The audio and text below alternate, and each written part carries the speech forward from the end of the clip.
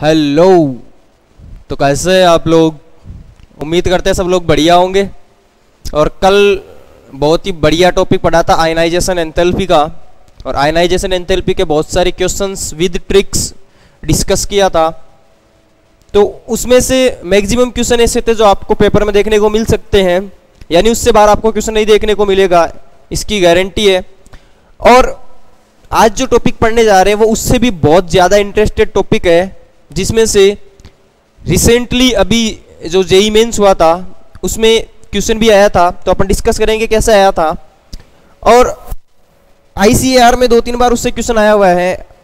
तो इस टॉपिक को भी थोड़ा सा तरीके से पढ़ेंगे, और इस टॉपिक की जो ट्रिक्स बताई जाए उनको आप बिल्कुल जहन में बैठा ले कि यहाँ से जो क्वेश्चन आएगा वो डायरेक्ट क्या आएगा, वो सारी चीज़ें अपन डिस्कस करेंगे। जैसा कि कल आयनाइजेशन एंथैल्पी में मैंने 2 साइड में वर्ड लिखे थे, याद कीजिए। एक लिखा था मैंने IE, जिसको अपन ने कल पढ़ा था। उसके बाद में मैंने EA की बात की थी हल्की सी। यहाँ पर E का मतलब था एग्जिट, यानी इलेक्ट्रॉन को निकालने की बातें कर रहे थे कल। आज अपन A फॉर एड यानी एडिशन की बातें करेंगे, यानी इलेक्ट्रॉन को जोड़ने की बातें करेंगे आज। कल इलेक्ट्रॉन को निकालने की बात की थी, आज इलेक्ट्रॉन को जोड़ने की बात करेंगे।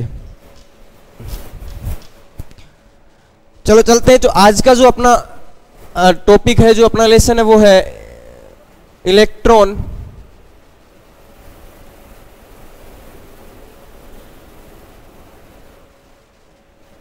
एफिनिटी, जिसको आप यूजुअली बोलते हो electron gain enthalpy. Electron gain enthalpy, जिसको आप बोलते हो इलेक्ट्रॉन बंधुता, या फिर आप बोलते हो इलेक्ट्रॉन लब्धि एंथैल्पी। क्या बोलते हो? इलेक्ट्रॉन लब्धि एंथैल्पी। देखो, ऐसे अपने को लोअर क्लासेज में बताया जाता है कि दोनों एक ही चीज है, दोनों के नाम अलग अलग है, तो इसका मतलब ये चीज एक जैसी नहीं है। तो ध्यान रखें, इलेक्ट्रॉन एफिनिटी और इलेक्ट्रॉन गेन एंथैल्पी दोनों अलग है। इनकी वैल्यू सेम होती है, लेकिन साइन जो होता है वो क्या होता है?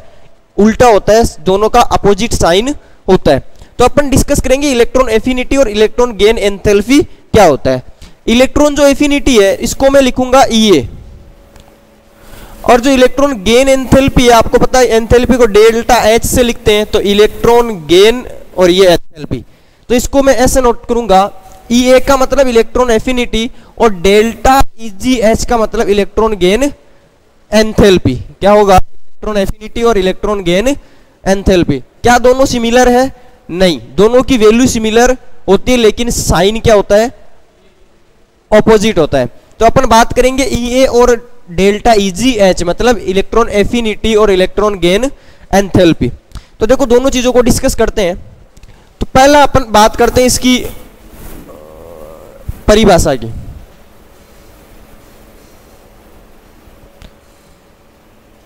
तो देखना परिभाषा क्या बोलती है, इसको अपन समझते हैं कि इलेक्ट्रॉन एफिनिटी और इलेक्ट्रॉन गेन एंथैल्पी क्या है। तो जैसा कि अपन एटॉमिक साइज वाले के साथ में अपन स्क्रीनिंग इफेक्ट पढ़ा था, तब मैंने एक कंसेप्ट बताया था कि यहां पर एक सुंदर बालक खड़ा है। ये जो सुंदर बालक है,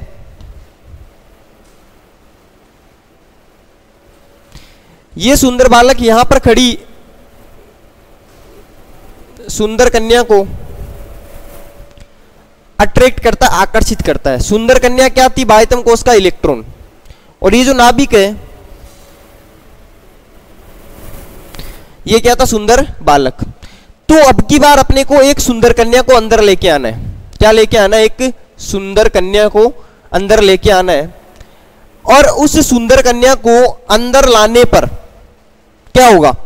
इलेक्ट्रॉन इलेक्ट्रॉन के बीच प्रतिकर्षण होगा, यानी इस सुंदर कन्या और इस सुंदर कन्या के बीच में क्या होगा? प्रतिकर्षण होगा। क्या होगा? प्रतिकर्षण होगा। बताओ, जब प्रतिकर्षण होगा तो दोनों के बीच में क्या होगी? लड़ाई होगी। लड़ाई में क्या होता है, एनर्जी बाहर निकलती है, क्योंकि आपको पता होगा लड़ाई करने के बाद आदमी का फिर गुस्सा शांत हो गया, क्योंकि लड़ाई में एनर्जी पूरी खर्च हो जाती है। तो यहां से जब ये नई वाली सुंदर कन्या है, ये जो सुंदर कन्या है ये अंदर आती है, तो यहां से कितनी ऊर्जा बाहर निकलती है, मतलब इस झगड़े में कितनी ऊर्जा बाहर निकली, इस ऊर्जा को बाहर निकलने को बोलते हैं इलेक्ट्रॉन लब्धि एंथैल्पी। क्या बोला जाता है, इलेक्ट्रॉन लब्धि एंथैल्पी। और इलेक्ट्रॉन एफिनिटी यानी इलेक्ट्रॉन बंधुता क्या होती है, इलेक्ट्रॉन बंधुता यह है कि ये जो सुंदर कन्या खड़ी है इसकी उपस्थिति में जो बाहर से सुंदर कन्या आ रही है, इसको ये सुंदर बालक कितना चाहता है। तो इस सुंदर बालक की जो चाहत है वो चाहत क्या है, इलेक्ट्रॉन बंधुता। क्या है, इलेक्ट्रॉन बंधुता। तो ध्यान पड़ा होगा इलेक्ट्रॉन गेन एंथैल्पी क्या है, सुंदर कन्या के अंदर आने पर मुक्त होने वाली ऊर्जा है इलेक्ट्रॉन गेन एंथैल्पी। लेकिन इस कन्या के अंदर आने के लिए इस सुंदर बालक की चाहत कितनी है, वो चाहत क्या है, इलेक्ट्रॉन बंधुता। यानी अब इसको अपन केमिस्ट्री की लैंग्वेज में क्या बोल सकते हैं कि बाह्यतम कोश में इलेक्ट्रॉन को प्रविष्ट करवाने पर मुक्त होने वाली ऊर्जा को क्या बोला जाता है, इलेक्ट्रॉन लब्धि एंथैल्पी। उसके बाद देखिए दूसरा, इलेक्ट्रॉन बंधुता को केमिस्ट्री की लैंग्वेज में क्या बोलते हैं कि नाभिक का आने वाले इलेक्ट्रॉन पर कितना आकर्षण है, आने वाले इलेक्ट्रॉन पर कितनी उसकी एफिनिटी है, वो कितना उसकी प्रति चाहत है कि मैं इलेक्ट्रॉन को ग्रहण करना चाहता हूं या नहीं।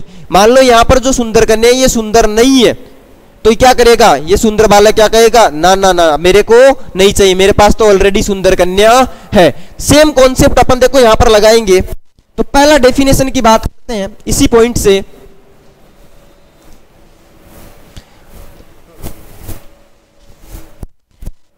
तो परिभाषा क्या बोलती है, तो किसकी परिभाषा करेंगे, डेल्टा EGH यानी इलेक्ट्रॉन गेन एंथैल्पी की।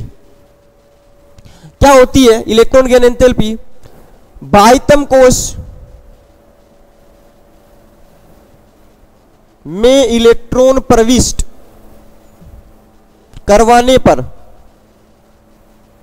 मुक्त ऊर्जा क्या होती है, इलेक्ट्रॉन गेन एंथैल्पी यानी इलेक्ट्रॉन लब्धि एंथैल्पी कहलाती है। अब देखो यहां पर दो कंट्रोवर्सी है, दो दिक्कत आती है। यहां पर क्या बोल रहा है, मुक्त होने वाली ऊर्जा, पर ध्यान रखे हमेशा ऊर्जा मुक्त नहीं होती है, ये डेफिनेशन 100% करेक्ट नहीं है। अपने को ऐसा लोअर क्लासेज में बताया जाता है कि बाह्यतम कोश में इलेक्ट्रॉन प्रविष्ट करवाने पर मुक्त होने वाली ऊर्जा क्या कहलाती है, इलेक्ट्रॉन लब्धि एंथैल्पी। क्या कहलाती है, इलेक्ट्रॉन लब्धि एंथैल्पी। तो ध्यान रखे ये जरूरी नहीं है कि इलेक्ट्रॉन को मुक्त करवाने पर हमेशा ऊर्जा निकलेगी। तो इधर देखिए, तो यहां से मैं दो बात बता रहा हूं। मैंने क्या बोला, जरूरी नहीं है कि ऊर्जा निकले ही, इसका मतलब ध्यान रखना सामान्यतः अपन बात करें तो ऊर्जा मुक्त होती है, सामान्यतः नॉर्मल एलिमेंट जो होते हैं उनमें निकलती है। इसका मतलब देखो मैं क्या बोल सकता हूं, ऊर्जा निकलने को क्या बोलते हैं, ऊष्माक्षेपी। क्या बोलते हैं, ऊष्माक्षेपी। कैसा प्रक्रम है, ऊष्माक्षेपी प्रक्रम है। क्या हमेशा ऊष्माक्षेपी प्रक्रम है, क्या नहीं है। इसका मतलब दोनों हो सकता है। क्या हो सकता है, ऊष्माक्षेपी भी हो सकता है और ऊष्माशोषी प्रक्रम भी हो सकता है। ऊष्माक्षेपी भी हो सकता है और ऊष्माशोषी भी हो सकता है। अपन प्रूफ करेंगे ऐसा क्यों हो सकता है। तो इधर देखिए,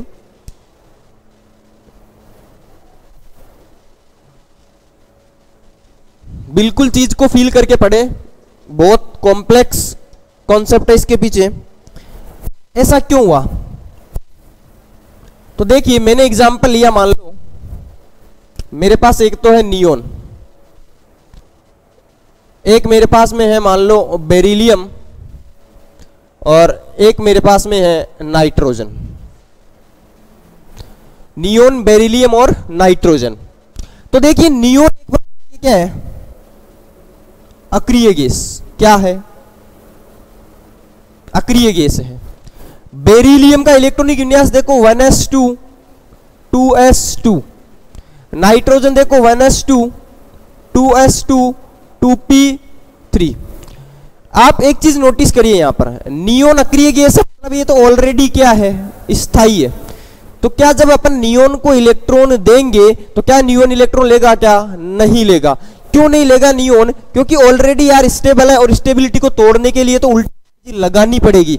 इसका मतलब ये कैसी होगी, एंडोथर्मिक, मतलब ऊष्मा शोषी प्रक्रम होगा। नेक्स्ट देखिए यहां पर बेरिलियम की बात करें, और बेरिलियम में देखो 1s2, 2s2, इसका s पूरा भरा हुआ है। यदि इसको एक इलेक्ट्रॉन दोगे तो 2p1 बनेगा, तो ये तो और ज्यादा अनस्टेबल हो गया। इसलिए बेरिलियम भी क्या होता है, ऊष्मा शोषी। मतलब बेरिलियम में यदि आप इलेक्ट्रॉन डालोगे तो ऊर्जा निकलेगी नहीं, अपने को ऊर्जा देनी पड़ेगी, क्योंकि उसका स्थायित्व अपन क्या कर रहे हैं, कम कर रहे हैं। अब इधर देखिए नाइट्रोजन के अंदर देखो 2p3, मतलब अर्धपूरित है। अर्धपूरित है तो ये भी इलेक्ट्रॉन नहीं लेना चाहेगा, इसका मतलब इसके अंदर भी अपनी एनर्जी लगानी पड़ेगी। तो क्या इलेक्ट्रॉन गेन एंथैल्पी हमेशा निकलती है, क्या नहीं निकलती है। हो सकता है अपने को इलेक्ट्रॉन प्रविष्ट करवाने के लिए एनर्जी देनी भी पड़ सकती है। इसका मतलब यहां पर दो कॉन्सेप्ट हो गया, और कॉन्सेप्ट क्या है कि इलेक्ट्रॉन जो एफिनिटी है ये एक्सोथर्मिक, यानी मैं क्या बोल सकता हूं, ऊष्मा सेपी तथा ऊष्मा शोषी दोनों प्रकार की होती है। ऊष्मा शेपी कब होती है, सामान्यतः। ऊष्मा शोषी कब होती है, जब किसी स्थायी परमाणु में इलेक्ट्रॉन प्रविष्ट करवाए। अब इससे ज्यादा जो क्वेश्चन आता है एंडोथर्मिक का, वो क्वेश्चन सुनिए। वो है, तो आप इस चीज को फील करिए, उसके बाद पॉइंट बताता हूं। मान लो मेरे पास में एलिमेंट था ऑक्सीजन, मैंने ऑक्सीजन के अंदर एक इलेक्ट्रॉन प्रविष्ट करवाया, ये क्या बना, ऑक्सीजन माइनस। हाँ यहां से एनर्जी निकली, यहां से एनर्जी निकली। तो यहां पर देखो इसकी जो एनर्जी निकली, मतलब ये फर्स्ट बोल सकता हूं मैं कि पहली बार एनर्जी निकली है। तो ये फर्स्ट कैसी हुई, ऊष्मा सेपी, क्योंकि एनर्जी निकली। पर जब भी हमेशा किसी भी ऋणायन में, किसी भी ऋणायन के अंदर यदि आप इलेक्ट्रॉन जोड़ोगे तो यहां से एनर्जी हमेशा निकलेगी, यहां से एनर्जी निकलेगी। जब किसी ऋणायन में अपन क्या करेंगे, प्रविष्ट करवाएंगे इलेक्ट्रॉन। ऐसा क्यों हुआ, देखो ऋणायन कैसा होता है, नेगेटिव, इलेक्ट्रॉन भी कैसा होता है, नेगेटिव। तो इन दोनों के बीच में क्या होगा, भयंकर प्रतिकर्षण होगा। क्या होगा, भयंकर प्रतिकर्षण होगा। उस प्रतिकर्षण के कारण यहां से एनर्जी क्या होगी, एनर्जी क्या होगी, प्रतिकर्षण के कारण एनर्जी अपने को देनी पड़ेगी। यहां पर क्या होगी, एनर्जी देनी पड़ेगी। क्यों देनी पड़ेगी, क्योंकि माइनस इसको रिपेल करेगा, तो आप इलेक्ट्रॉन को आसानी से प्रविष्ट नहीं करवा सकते। तो इलेक्ट्रॉन को प्रविष्ट करवाने के लिए एनर्जी आपको लगानी पड़ेगी, अब की बार मुक्त नहीं होगी।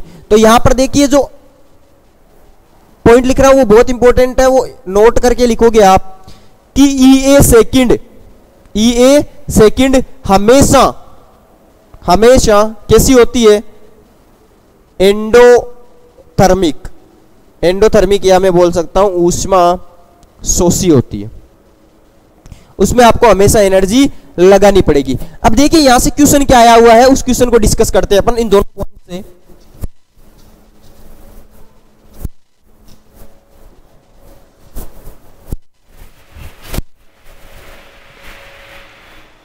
क्वेश्चन इस प्रकार है, क्वेश्चन पूछा गया था निम्न में से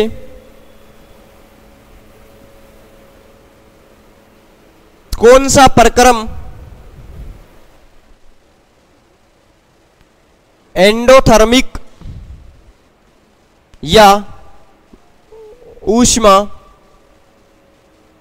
शोषी है। यहां पर आपको कुछ ऑप्शन दे रहा हूं मैं, बेरिलियम, से बेरिलियम माइनस बनाने में, ऑक्सीजन से ऑक्सीजन माइनस बनाने में, ऑक्सीजन से ऑक्सीजन 2 माइनस बनाने में। तीसरा ऑप्शन है ऑक्सीजन माइनस से ऑक्सीजन 2 माइनस बनाने में। और चौथा ऑप्शन है नियोन से नियोन माइनस बनाने में। तो आपको पूछा गया एंडोथर्मिक, इसका मतलब या तो यहां पर किसी के पास स्थायी इलेक्ट्रॉनिक विन्यास है या अपन किसी के स्थायित्व को क्या कर रहे हैं, तोड़ रहे हैं। और जब भी किसी के स्थायित्व को तोड़ते हैं तो अपने को क्या करना होता है, एनर्जी लगानी होती है, या फिर अपने को कब लगानी होती है, किसी भी ऋणायन ने इलेक्ट्रॉन प्रविष्ट करवाने के लिए अपने को क्या करनी पड़ती है, एनर्जी लगानी पड़ती है। तो देखो इसमें से कौन कौन सी प्रोसेस एंडोथर्मिक है, तो आप देखिए पहला बोल रहा बेरिलियम में मेरे को 1 इलेक्ट्रॉन डालना है। अब भी मैंने इंपॉर्टेंट करके बताया था बेरिलियम, नाइट्रोजन और नियोन में इलेक्ट्रॉन प्रविष्ट करवाना आसान नहीं है। क्यों नहीं है, क्योंकि उनके पास में ऑलरेडी स्थायित्व ज्यादा है। तो ये कैसा प्रोसेस होगा, एंडोथर्मिक होगा। कैसा होगा, एंडोथर्मिक होगा। उसके बाद देखिए इसने ऑक्सीजन से ऑक्सीजन 2 माइनस बनाया, इसका मतलब ऐसी कंडीशन हुई ऑक्सीजन माइनस से बना ऑक्सीजन 2 माइनस। हाँ, यहां से एनर्जी निकली, यहां से एनर्जी निकली, लेकिन यहां पर एनर्जी जो लगानी पड़ी, क्योंकि ऋणायन से वापस ऋणायन बनाने में एनर्जी लगानी पड़ती है, वो भी एनर्जी कैसी हो गई, एंडोथर्मिक। तो इन दोनों का जब कंपैरिजन किया जाए, इस एनर्जी का और इस एनर्जी का, तो लगने वाली एनर्जी की मात्रा क्या होती है, ज्यादा होती है। तो ओवरऑल रिजल्ट क्या होगा, एंडोथर्मिक। यहां पर जो प्रैक्टिकल वैल्यू होती है वो लगभग 140 कैलोरी आपको लगानी पड़ती है पर मोल, लेकिन यहां पर जो एनर्जी रिलीज होती है वो रिलीज होती है लगभग 380 किलो कैलोरी पर मोल के अकॉर्डिंग। तो ओवरऑल देखो आप, यहां पर जो एनर्जी लग रही है और यहां पर जो रिलीज हो रही है, रिलीज कितनी हुई है 140, लग कितनी रही है 380। तो ओवरऑल प्रोसेस कैसा होता है, एंडोथर्मिक होता है। तो ये भी कैसा था, एंडोथर्मिक प्रोसेस। नेक्स्ट देखिए O माइनस से 2 माइनस, ये तो सीधा ही हो गया ना, ऋणायन से ऋणायन बनाने में क्या होती है, एंडोथर्मिक होती है। और यहाँ पर नियोन स्थायिता इसमें प्रविष्ट करवाने के लिए भी आपको एनर्जी लगानी पड़ेगी। तो ये भी क्या हो गया, एंडोथर्मिक। तो ये चारों के चारों प्रोसेस कैसे हैं, एंडोथर्मिक है। इस चीज को ध्यान रखे, ऐसे क्वेश्चन पूछे जाते हैं। मैंने चारों ऑप्शन इसलिए दिए ताकि 4 एग्जाम्पल एक साथ अपन कर ले। अब देखिए 2 पॉइंट, तो आप नोट करके पॉइंट क्या लिखोगे, वो पॉइंट इस प्रकार है। तो पॉइंट को नोट करके लिखेंगे कि पहली ईए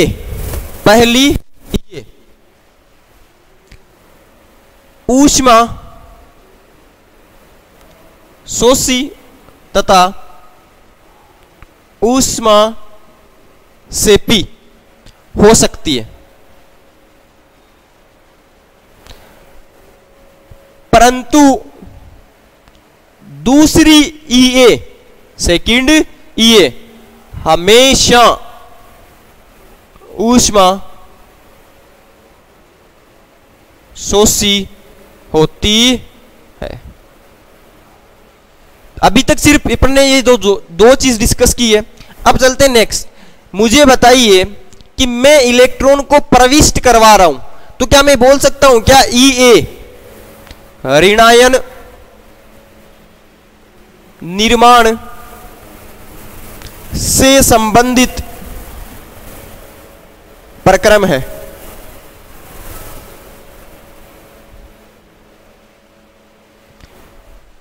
ये क्या है, ऋणायन निर्माण से संबंधित प्रक्रम है।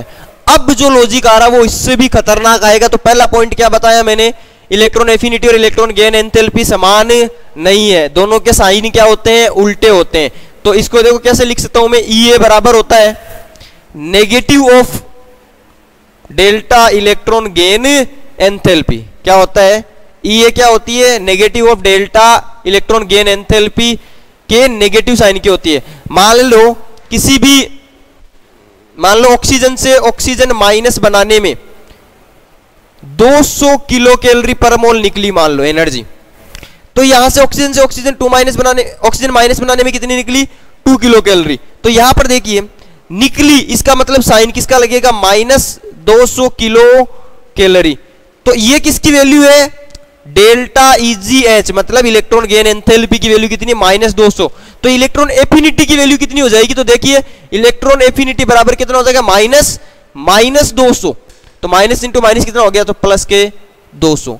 तो इलेक्ट्रॉन एफिनिटी और इलेक्ट्रॉन गेन एंथैल्पी का साइन क्या होता है, उल्टा होता है। हालांकि इसके रिलेशन के बीच में यहां पर और आगे प्रोसेस होते हैं, पर उसको क्या कर दिया जाता है, नेग्लेक्ट कर दिया जाता है। 5/2 RT को क्या कर दिया जाता है, नेग्लेक्ट कर दिया जाता है। आपको इतना ध्यान रखना है कि इलेक्ट्रॉन एफिनिटी उल्टी होती है इलेक्ट्रॉन गेन एंथैल्पी के, किसमें, साइन में, वैल्यू हमेशा सेम रहेगी। तो दोनों का मतलब समझ में आएगा। और ये दोनों बात को ध्यान रखें कि पहली EA ऊष्माशोषी और ऊष्माक्षेपी हो सकती है, वो स्थायित्व पे डिपेंड करेगी, लेकिन दूसरी EA हमेशा ऊष्माशोषी होगी क्योंकि वहां पर रिपल्सन होता है। अब चलते हैं नेक्स्ट पॉइंट पे, और इसकी आवर्तिता देखती है, और वो आवर्तिता इतनी मस्त है कि आपको उसको घोट लेना है। इधर देखिए,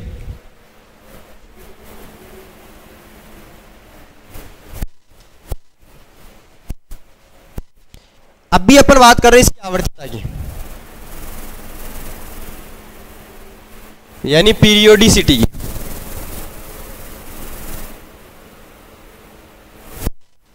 यदि मैं इसकी आवर्तिता की बात करूं तो अपने को आवर्तिता देखनी है इसकी सेकंड पीरियड की। क्या देखनी है,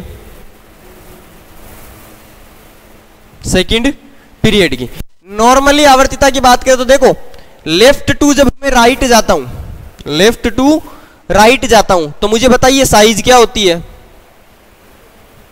घटती है। जेड इफेक्टिव बढ़ने के कारण साइज घटती है, तो आकर्षण क्या होगा, बढ़िया होगा, तो एनर्जी उतनी क्या होगी, ज्यादा निकलेगी। तो ये क्या होनी चाहिए, इंक्रीज होनी चाहिए। ये बेसिक है, पर ऐसा नहीं होता है। क्यों नहीं होता, तो आप सेकंड पीरियड में चलते हैं। सेकंड पीरियड में क्या है, lithium, beryllium, boron, carbon, nitrogen, oxygen, fluorine और नियोन। यदि मैं इस ऑर्डर से यदि आंसर करता तो देखो साइज घट रही है तो ये बढ़ती, ऐसा होना चाहिए था, पर ये क्या है, गलत। क्या है, ये गलत है। तो सही क्या है, तो इधर देखिए, इनका इलेक्ट्रॉनिक विन्यास लिखिए आप।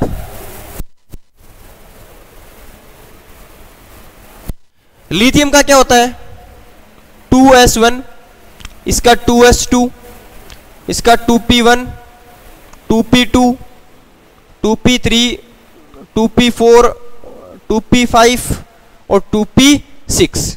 मैंने क्या बोला, इलेक्ट्रॉन इफिनिटी क्या है, आने वाले इलेक्ट्रॉन के प्रति चाहत है। क्या है, चाहत। चाहत मतलब जो लेना चाहता है उसकी चाहत अच्छी होगी, जो लेना नहीं चाहता उसकी चाहत क्या होगी, 0 होगी। मुझे बताओ, नियोन लेना चाहता है क्या, नहीं लेना चाहता। क्या नाइट्रोजन लेना चाहता है क्या, नहीं लेना चाहता। क्या बेरिलियम लेना चाहता है क्या, नहीं लेना चाहता। तो इन तीनों को पहले लिख लेते हैं। तो सबसे कम किसकी होगी, नियोन की। उससे बड़ी कौन होगी, बेरिलियम। बेरिलियम से बड़ा कौन होगा, नाइट्रोजन। क्योंकि नियोन पूर्ण पूरित है, बेरिलियम जो है इसका भी एस पूर्ण पूरित है, और इसका क्या है, अर्धपूरित है। तो तीन को तो मैंने अरेंज कर दिया। नेक्स्ट पे चलते हैं। अब यहां पर देखिए, फ्लोरीन के पास 5 इलेक्ट्रॉन है, एक लेते ही क्या बन जाएगा, अक्रिय गैस। तो फ्लोरीन की क्या होगी, सबसे ज्यादा। उसके बाद में देखो, ऑक्सीजन 2 इलेक्ट्रॉन लेते ही। कार्बन को कितने इलेक्ट्रॉन चाहिए, 4 इलेक्ट्रॉन। उसके बाद कौन बचा, बोरोन, और उसके बाद में लिथियम। अब यहां पर और अमेजिंग है, लिथियम और बोरोन में। लिथियम का इलेक्ट्रॉनिक कॉन्फ़िगरेशन क्या होता है, आप देखिए। लिथियम का देखो, 1s2 2s1, और बोरोन का देखो 2p1। मुझे बताइए, जब लिथियम को 1 इलेक्ट्रॉन देता है, ये बेरिलियम बन जाएगा स्टेबल। इसको जब मैं इलेक्ट्रॉन दूंगा तो कार्बन जो कि स्टेबल नहीं होगा। तो पूछ ले कि लिथियम और बोरोन में चाहत किसकी ज्यादा है, तो लिथियम की। इसलिए मैं इस क्रम को भी क्या करूंगा, यहां पर उल्टा करूंगा। तो लिथियम की क्या हो जाएगी, ज्यादा, किससे, बोरोन से। तो एक तो यहां ध्यान रखना है, और एक इन 3 में ध्यान रखना है। तो आप देख सकते हो, बहुत अमेजिंग, मतलब बहुत शानदार आपके पास में एक रिजल्ट निकल के आया है, जो सेकंड आवर्त का है। यदि मैं ये फंडा लगाता तो सेकंड आवर्त का आंसर क्या हो जाता, गलत हो जाता। इसके ऊपर आप लिख लीजिए MTR, मुझे तो रट लो। तो देखो, नियोन की यानी अक्रिय गैस की E सबसे कम होती है, क्योंकि उसकी चाहत ही नहीं होती इलेक्ट्रॉन लेने की। तो Ea को आज से एक ही चीज ध्यान रखना है, चाहत कितनी है, इलेक्ट्रॉन लेने की चाहत कितनी है। नियोन नहीं लेना चाहता, बेरिलियम नहीं लेना चाहता, नाइट्रोजन नहीं लेना चाहता, तो ये क्रम आप ध्यान रखोगे, इसको गोट लेना बहुत ज्यादा इंपॉर्टेंट है। वीडियो को पॉज करके इस कॉन्सेप्ट को लिखिए, क्वेश्चन आज तक यहीं से आया है। चलो इसका नेक्स्ट आवर्तिता की बात की, तो ये तो अपन ने बात की सेकंड आवर्त में। अब अपन बात करेंगे इसका वर्ग में।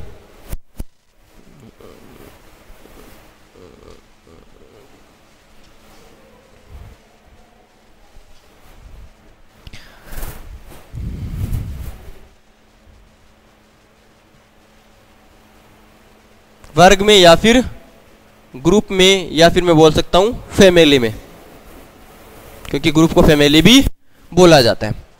तो देखो ग्रुप में क्या होगा, ग्रुप में आप जब टॉप टू बॉटम जाओ, जब टॉप टू कहां जाओगे, बॉटम पर जाओगे, तो साइज क्या होगी, टॉप टू बॉटम पे जाओगे तो साइज क्या होगी, इंक्रीज होगी। तो आपके अकॉर्डिंग Ea क्या होनी चाहिए, डिक्रीज होनी चाहिए, लेकिन ऐसा नहीं होता है। क्यों, तो आप इसका देखो क्रम बता रहा हूं वो याद रखोगे। तो आप ध्यान रखना इसका अपवाद क्या है, वहां से क्वेश्चन आया हुआ है और वहां से क्या क्वेश्चन आया था वो अपन डिस्कस करते हैं। यहां पर मेरे पास में याद करो नाइट्रोजन से ज्यादा कार्बन की थी, नाइट्रोजन के नीचे क्या था, फास्फोरस, कार्बन के नीचे सिलिकॉन, ऑक्सीजन के नीचे सल्फर, फ्लोरीन के नीचे क्लोरीन। तो इसका क्रम कैसे याद रखोगे, नाइट्रोजन से ज्यादा होती है फास्फोरस की, फास्फोरस से ज्यादा कार्बन की, कार्बन से ज्यादा सिलिकॉन की, सिलिकॉन की ज्यादा ऑक्सीजन की, ऑक्सीजन से ज्यादा सल्फर की, सल्फर से ज्यादा फ्लोरीन की, और फ्लोरीन से ज्यादा क्लोरीन की। तो पूछा जाए कि अधातुओं में सबसे अधिक इलेक्ट्रॉन लब्धि एंथैल्पी क्लोरीन की ज्यादा होती है, किसकी ज्यादा होती है, क्लोरीन की ज्यादा होती है। ये क्वेश्चन आया हुआ है कि सबसे ज्यादा इलेक्ट्रॉन लब्धि एंथैल्पी किसकी होती है, तो आपको आंसर देना पूरी आवर्त सारणी में क्लोरीन की। अब यहां पर देख तो आपके एक सस्पेंस आएगा।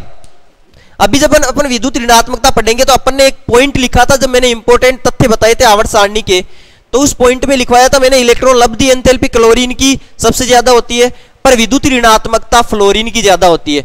मुझे बताइए जब विद्युत ऋणात्मकता फ्लोरीन की ज्यादा है तो इलेक्ट्रॉन लब्धि एंथैल्पी क्लोरीन की ज्यादा कैसे हो सकती है। ये इसलिए, तो आपको कभी भी आंसर पूछ ले इसका तो आप बताओगे। आप नोटिस करो फ्लोरीन के अंदर इलेक्ट्रॉन बहुत ज्यादा हो चुके हैं और उसका साइज जो है बहुत ही कम होता है। क्लोरीन के अंदर साइज देखो, तीसरे कोष में इलेक्ट्रॉन पड़े, फ्लोरीन के दूसरे कोष में थे, तो वहां पर इलेक्ट्रॉनों का घनत्व क्या हो जाता है, ज्यादा। तो छोटा आकार होने के कारण फ्लोरीन उतनी चाहत नहीं दर्शाता जितनी क्लोरीन आने वाले इलेक्ट्रॉन के प्रति चाहत दर्शाता है। तो इस वाले पॉइंट को आप ध्यान रखें, इसको इंपॉर्टेंट कर लीजिएगा। दूसरा इंपॉर्टेंट बता रहा हूं, यहां पर ऑक्सीजन से ज्यादा सल्फर की होती है। आपने यहां तक तो सीख लिया, इसके आगे का देखो और भी ज्यादा इंपॉर्टेंट है। यदि ऑक्सीजन से ज्यादा सल्फर की होती है, लेकिन आईआईटी में एक बार क्वेश्चन आया था, किसमें आया था, आईआईटी में, कि ऑक्सीजन, सल्फर, सिलेनियम और टेल्यूरियम का क्रम बताओ। तो आप ध्यान रखना ऑक्सीजन की सल्फर से कम नहीं है, ऑक्सीजन की इन तीनों से ही कम होती है।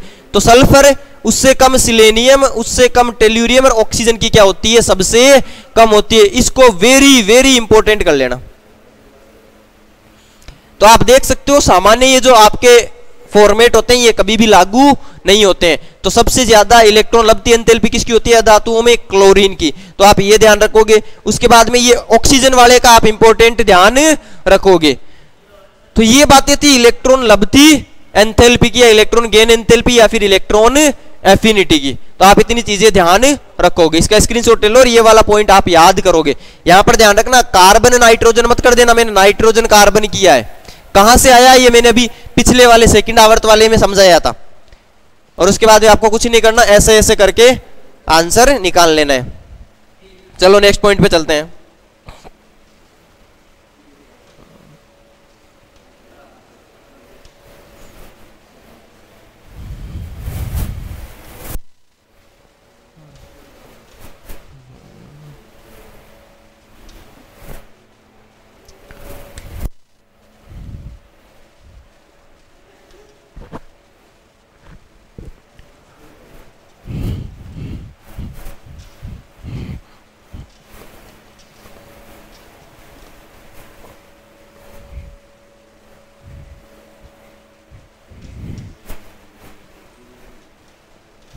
इधर देखिए अब, तो इलेक्ट्रॉन लब्धि एंथैल्पी के बारे में जो जो बातें पढ़ी उन सबका एक साथ रिवाइज, सिर्फ इतनी चीजें ध्यान रखनी है। नंबर 1 चीज, आवश्यक ऊर्जा हो सकती है या मुक्त ऊर्जा हो सकती है। सामान्यतः कैसी होती है? मुक्त ऊर्जा। आवश्यक किस किस केस में होगी? तो आवश्यक होगी जब किसी स्थायी में इलेक्ट्रॉन जोड़ेंगे, स्थायी में इलेक्ट्रॉन जोड़े। उनमें भी कौन कौन सा ध्यान रखना था? नियोन, नाइट्रोजन और बेरिलियम के अंदर। उसके बाद देखिए और क्या था आवश्यक ऊर्जा, और कहां कहां हो सकती है? तो जब ऋणायन में इलेक्ट्रॉन जोड़ा जाए तो हमेशा कैसी होगी? एंडोथर्मिक प्रोसेस होगी, ऊष्मा शोषी। उसके बाद देखिए नेक्स्ट पॉइंट क्या था? अक्रिय गैस की इलेक्ट्रॉन लब्धि एंथैल्पी लगभग, मैं एग्जैक्ट नहीं बोल रहा हूं, लगभग शून्य के बराबर होती है, शून्य के आसपास होती है।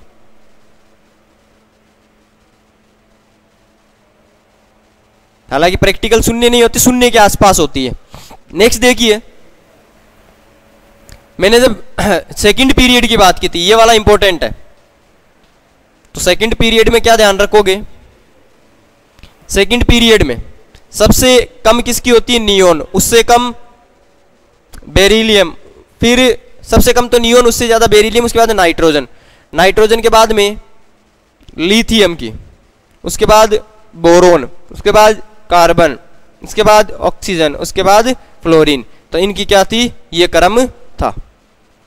नेक्स्ट मैंने ग्रुप में बताया था, तो ग्रुप में क्या था?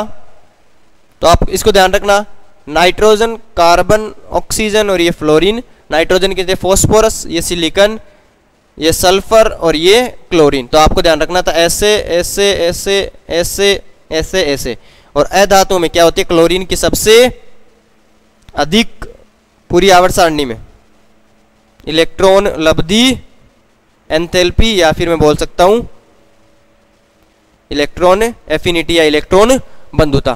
तो इतने पॉइंट आप ध्यान रखोगे किसके बारे में? इलेक्ट्रॉन एफिनिटी के बारे में। वो पॉइंट ना भूले, कौन सा? जब भी ऋणायन में एंटर कराओगे तो एंडोथर्मिक, मतलब आपको मान लो ऐसे बोल दे कि नाइट्रोजन -1 से नाइट्रोजन -2 में Ea की वैल्यू होगी तो हमेशा कैसी होगी? एंडोथर्मिक। कैसी होगी? एंडोथर्मिक। ये वाला पॉइंट बहुत बार पूछा गया, तो इतनी बातें ध्यान रखनी इलेक्ट्रॉन एफिनिटी में। चलो अब चलते हैं इस चैप्टर के लास्ट पॉइंट पर, और चैप्टर उसके बाद खत्म हो जाएगा।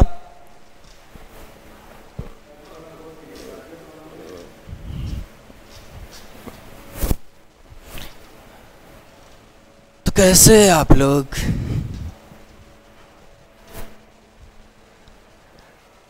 अरे चमका क्या? उम्मीद करते हैं जहन में घुसा होगा। ये बहुत इंपॉर्टेंट पॉइंट है जो मैंने, मतलब आईआईटी लेवल तक आप क्वेश्चन करोगे हो जाएगा, बिल्कुल टेंशन ना करें। क्वेश्चंस को आप सोल्व करें, आपके क्वेश्चन इनमें से बनते हैं। अब किसी के दिमाग में ऐसा ही चल रहा है कि जैसे नोटिफिकेशन आया यूट्यूब पे और दिमाग में ख्याल आता है, बुलाती है मगर जाने का नहीं। तो कॉलेज के गेट के बाहर भी लिखा हुआ है, बुलाती है मगर आने का नहीं, क्योंकि वहां पर आपका रिजल्ट चाहिए, मार्कशीट में नंबर चाहिए। यदि 300 से ऊपर 350 के आसपास नंबर है तो ही वहां पहुंच पाओगे, ध्यान रखना। तो शेरों को पीछे छोड़ो, आगे चलो। कन्याओं को कॉलेज में जाकर देखना है। यहाँ पर अभी जो भी आपको सुंदर कन्याएं दिख रही है उससे बढ़िया बढ़िया आपका इंतजार ऑलरेडी कॉलेज में कर रही है, आप बिल्कुल टेंशन ना ले। वहां वाले तो इंतजार कर रहे हैं कब नए आए और शेरों को परखा जाए। तो इधर देखिए नेक्स्ट जो टॉपिक है, लास्ट टॉपिक है, वो है EN, और इसको तो आपने बहुत अच्छे से देखा होगा, जिसको आप बोलते हो इलेक्ट्रो नेगेटिविटी। देखो इसमें से क्वेश्चन आने के बहुत कम चांसेस होते हैं इलेक्ट्रोनेगेटिविटी के, क्योंकि पूरी ऑर्गेनिक में इलेक्ट्रोनेगेटिविटी खेलते हैं अपन लोग। तो यहां पर ध्यान रखिए इलेक्ट्रोनेगेटिविटी में कुछ इंपॉर्टेंट पॉइंट बता रहा हूं। पहली चीज, इलेक्ट्रोनेगेटिविटी क्या होती है? पहला क्वेश्चन है, तो नाम भी बोल रहा होगा इलेक्ट्रॉन प्लस नेगेटिविटी। नेगेटिविटी कब आएगी? जब इलेक्ट्रॉन पास में आता है। तो ये क्या है? इलेक्ट्रॉन नेगेटिविटी इलेक्ट्रॉन को आकर्षित करने की क्षमता है। क्या है? इलेक्ट्रॉन को आकर्षित करने की क्षमता। किस में? तो ध्यान रखना, बॉन्डेड मॉलिक्यूल में। कैसे? मान लो मेरे पास में दो एटम थे जिन्होंने मिलकर एक मॉलिक्यूल बनाया ए बी। तो यहां पर दो कंडीशन हो सकती है कि यदि, या तो पहला केस ले रहा हूं मैं, केस फर्स्ट, कि इलेक्ट्रॉन नेगेटिविटी ऑफ ए बड़ी है इलेक्ट्रॉन नेगेटिविटी ऑफ बी से, या दूसरा केस क्या हो सकता है? Electron negativity of B is greater than electron negativity of A. यानी एक बार ए की आकर्षण ज्यादा है और एक बार बी की आकर्षण ज्यादा है। तो इलेक्ट्रॉन नेगेटिविटी क्या है? किसी को अपनी ओर आकर्षित करने की क्षमता। तो यहां पर मान लो कोई सुंदर कन्या खड़ी है। क्या है? यहां पर कोई सुंदर कन्या खड़ी है, मान लो, ये लो सुंदर कन्या खड़ी है। अब यहां पर दो बंदे खड़े हैं, ये चाहता है सुंदर कन्या मेरे पास आए, ये भी चाहता है कि सुंदर कन्या मेरे पास आए। अब सुंदर कन्या किस तरफ जाएगी? अब ये तो है नहीं कि ये दोनों बराबर ही सुंदर होंगे। भाई ये नर है, ये नर की सुंदरता हो सकती है कम हो सकती है ज्यादा हो। तो पहला केस बोल रहा है या तो एक की सुंदरता क्या होगी? ज्यादा होगी। तो सुंदर कन्या किसकी तरफ जाएगी? एक की तरफ जाएगी, क्योंकि इधर बुलाती है। इधर देखिए सेकंड केस में क्या बनता है कि यहां पर जो सुंदर कन्या खड़ी है, यदि 20 की सुंदरता ए से ज्यादा है तो अब की बार सुंदर कन्या किसकी तरफ जाएगी? बी की तरफ। तो इलेक्ट्रॉन नेगेटिविटी कुछ नहीं है, सुंदर कन्या को अपनी ओर खींचने की ताकत है। तो जब एक की विद्युत ऋणात्मकता ज्यादा होगी तो इलेक्ट्रॉन किसकी तरफ जाएंगे? बंद के एक की तरफ रहेंगे। यदि बी की ज्यादा रहेगी तो इलेक्ट्रॉन बंद के कहां रहेंगे? बी की तरफ। अब एक बंद में इलेक्ट्रॉन कितने होते हैं? 2 इलेक्ट्रॉन होते हैं। तो ऐसा देखा गया कि एक की जब इलेक्ट्रॉन नेगेटिविटी ज्यादा थी तो इलेक्ट्रॉन एक की तरफ थे हल्के से, जब बी की ज्यादा थी तो बी की तरफ थे। अब बताओ जब हल्के से इस तरफ रहेंगे तो इलेक्ट्रॉनों का घनत्व तो इस तरफ थोड़ा सा ज्यादा रहेगा। तो यहां पर एक आवेश आ जाता है और उसको बोला जाता है हल्का नेगेटिव, पार्शियल यानी आंशिक ऋणात्मक। जब बी की ऋणात्मकता ज्यादा होगी तो यहां पर क्या हो जाएगा? पार्शियल नेगेटिव बी के ऊपर आ जाएगा। तो यहां पर क्या हो जाएगा? Partial positive. यहां पर क्या हो जाएगा? पार्शियल पॉजिटिव हो जाएगा। अब देखो इलेक्ट्रॉन नेगेटिविटी में ये सारी चीजें तो अपने को नॉर्मल हो गई। अब अपने को एग्जाम के लिए करना है, 2 महीने अपने पास में बचे हैं, तो अपन देखते हैं इलेक्ट्रॉन नेगेटिविटी वास्तव में क्वेश्चन कैसे देती है। तो यहां पर देखो इलेक्ट्रॉन नेगेटिविटी को समझाने के लिए बहुत सारे साइंटिस्ट आए थे। यहां पर 2 फॉर्मूले ध्यान रखने सिर्फ आपको, इसलिए मैं ज्यादा डीपली नहीं जा रहा हूं। एक तो आपको मूल्यांकन स्केल ध्यान रखनी है, मूल्यांकन की स्केल, और एक ध्यान रख लिया आपको पोलिंग की स्केल। मूल्यांकन की स्केल का सिर्फ फॉर्मूला याद रखना, ये आता है तो आपको कुछ नहीं ध्यान रखना। आई ई जो होती है अपन ने भी पढ़ी, ई ए अपन ने पढ़ी, इनको जोड़कर 2 का भाग दे दो। पोलिंग स्केल क्या होती है? आई ई प्लस ई ए अपॉन 2 इंटू 2.8, ये करना है। तो आप इनसे एक निष्कर्ष निकाल लो ताकि आपको जल्दी आसान रहे कि जो पोलिंग है वो होता है मूल्यांकन बट्टा 2.8, ये ध्यान रख ले आप। पोलिंग, अब दिमाग में क्वेश्चन है सर कब लगाए, पोलिंग कब लगाए? Ionization enthalpy and electron affinity का मान किसमें दिया हुआ रहे? इलेक्ट्रॉन वोल्ट में। जब इलेक्ट्रॉन वोल्ट में मान दिया रहे तब लगाओगे पोलिंग स्केल। जब इलेक्ट्रॉन एफिनिटी इलेक्ट्रॉन वोल्ट में ना रहकर जूल वगैरह में दी रहे तो आप स्केल कौन सी लगाओगे? मूल्यांकन स्केल लगाओगे। शायद क्लियर होंगे। अब देखो इलेक्ट्रॉन एफिनिटी का क्वेश्चन कैसे आता है उस पर डिस्कस करते हैं। ये तो 2 स्केल आपको ध्यान रखनी थी, कोई ज्यादा इंपॉर्टेंट नहीं है, नॉर्मल फॉर्मूला पूछा जा सकता है। इसकी जो एप्लीकेशन है इलेक्ट्रॉन नेगेटिविटी के वो देखते हैं। तो पहला एप्लीकेशन देखो, इलेक्ट्रॉन नेगेटिविटी जो होती है इससे अपन बंध की सामर्थ्यता देखते हैं। क्या देखते हैं? बंध सामर्थ्य। और ये क्वेश्चन भी आया था जेट में, डायरेक्टली प्रोपोर्शनल होती है डेल्टा ई एन के। डेल्टा का मतलब चेंज, ई एन का कितना डिफरेंस है। इसका क्वेश्चन आया था, देखो क्वेश्चन की बात कर लेता हूं मैं। पूछा था निम्न में से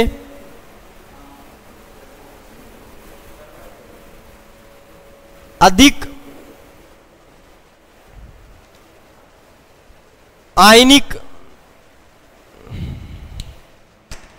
आयनिक लक्षण है। आपका ऑप्शन था HF, दूसरा HCl, तीसरा HBr, जेड का ही क्वेश्चन है, और चौथा HI। तो ध्यान रखना बंध सामर्थ्यता डेल्टा ई एन अनुपाती होती है। और दूसरा पॉइंट ध्यान रखना, डेल्टा ई एन जो होती है, या फिर मैं बोल दूं आयनिक लक्षण, वो भी समानुपाती होते हैं डेल्टा ई एन के। तो डेल्टा ई एन फ्लोरीन की कितनी होती है भाई? 4 होती है। इसकी कितनी होती है? 3 होती है। तो ऐसे इनकी घटती जाती है, ई एन घटती जाएगी। तो सबसे ज्यादा ई एन का डिफरेंस जो है वो कहां होगा? HF में। तो ये क्या होगा? आयनिक सबसे ज्यादा होगा। तो आंसर कौन सा होगा? HF। अब देखिए और क्या एप्लीकेशन है इलेक्ट्रोनेगेटिविटी की। तो इधर देखिए, आपने संकरण पढ़ा होगा, जबकि अपन नेक्स्ट चैप्टर में पढ़ेंगे भी, यदि नहीं पढ़ा आज तक तो आप ध्यान रखना संकरण में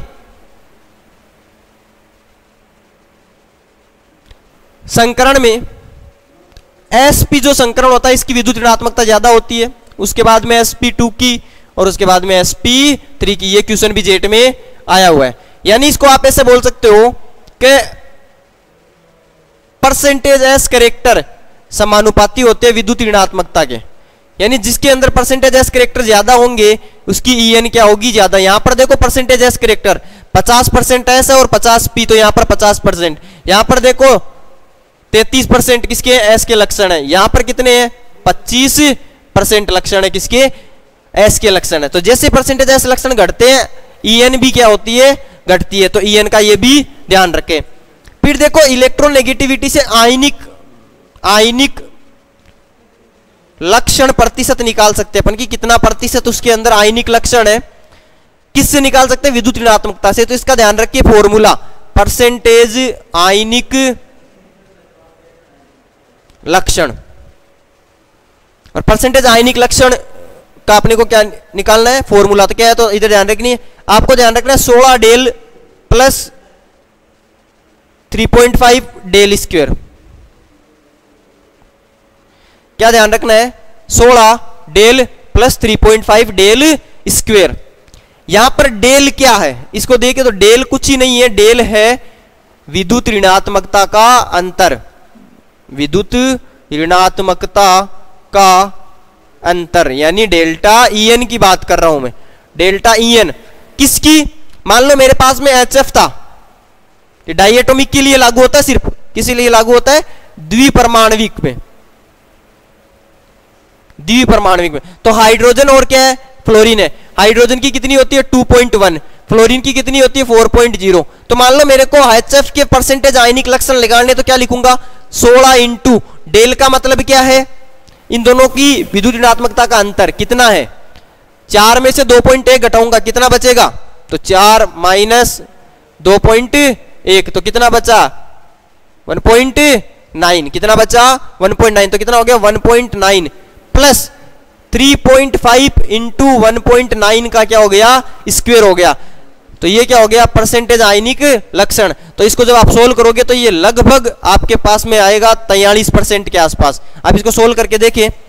तो इस प्रकार आयनिक लक्षण भी निकाल सकते हैं किससे? विद्युत ऋणात्मकता से। फॉर्मूला क्या ध्यान रखना है? 16 डेल प्लस 3.5 डेल स्क्वायर। बहुत ज्यादा इंपॉर्टेंट फॉर्मूला है। चलो आप यहां से एक एग्जाम्पल में दे रहा हूं, उसका परसेंटेज आयनिक लक्षण ज्ञात करके मुझे बताओगे कमेंट बॉक्स में। आपका जो एग्जाम्पल वो है कार्बोरेंडम। क्या बोल रहा हूं मैं? कार्बोरेंडम का परसेंटेज आयनिक लक्षण बताओ। क्या बताना? कार्बोरेंडम का परसेंटेज आयनिक लक्षण। अब कार्बोरेंडम क्या होता है तो आपको ध्यान रखना है SiC, सिलिकॉन कार्बाइड की बात कर रहा है, SiC। तो कार्बोरेंडम क्या होता है? SiC। आपको मैंने फॉर्मूला भी बता दिया। अब इसका विद्युत ऋणात्मकता चेक करें आवर्त सारणी में और वैल्यू रख के आंसर बताओगे कमेंट सेक्शन में। अब देखिए और क्या फायदा हुआ ये परसेंटेज आयनिक लक्षण निकालने का, तो इधर देखिए